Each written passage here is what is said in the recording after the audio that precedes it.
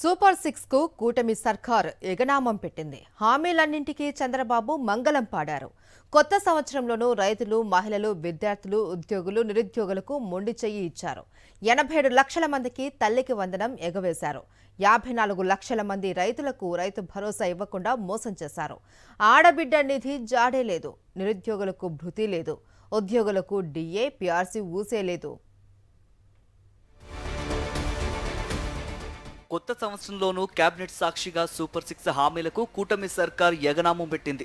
తల్లికి వందన నుంచి అన్నదాత సుఖీభవ దాకా, ఆడబిడ్డ నిధి నుంచి ఉద్యోగులకు పీఆర్సీ, ఐఆర్, నిరుద్యోగులకు భృతి వరకు ఇదే తీరు. కొత్త ఏడాది కోటి కళ్ళతో ఆశగా ఎదురుచూస్తున్న తల్లులు, రైతన్నలు, ఉద్యోగులు, నిరుద్యోగులకు మళ్లీ నిరాశ మిగిలింది. ఎన్నికల ముందు సూపర్ సిక్స్, 7 అంటూ ఎడాపెడా హామీలిచ్చిన సీఎం చంద్రబాబు పీఠం ఎక్కిన తర్వాత వాటిని పూర్తిగా ఎగ్గొట్టేశారు.